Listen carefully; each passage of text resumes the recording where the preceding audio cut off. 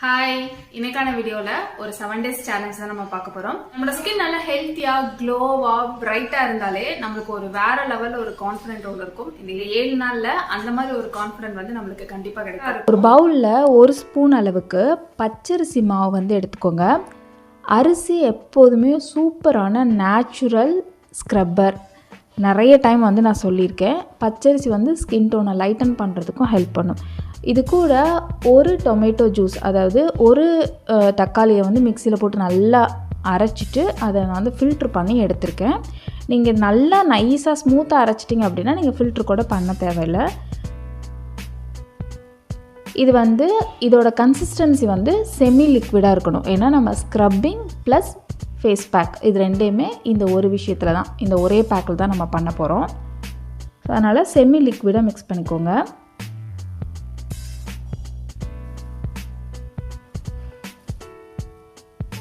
First வந்து ஃபேஸை வந்து போஸ் ஓப்பன் பண்ணி ஸ்க்ரப் பண்ணால் தான் நம்ம டெட் செல்ஸ் எல்லாமே ரிமூவ் ஆகும்.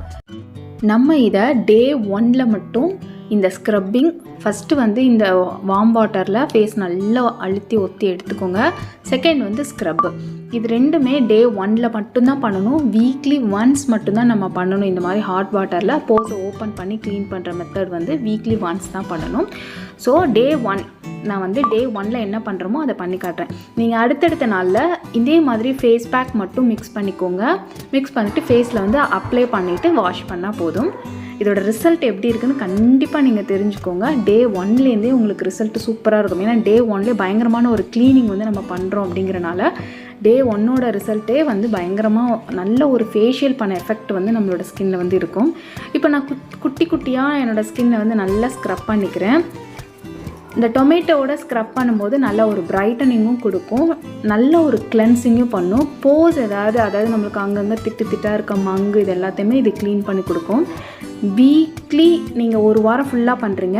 அதுக்கு அடுத்த வாரம் இந்த ஒரு ஸ்டெப்பு, இந்த ஒரு நாளோட இது மெத்தட் மட்டும் நீங்கள் ஃபாலோ பண்ணி வாரத்துக்கு ஒரு தடவை பண்ணிங்கனாலே போதும்.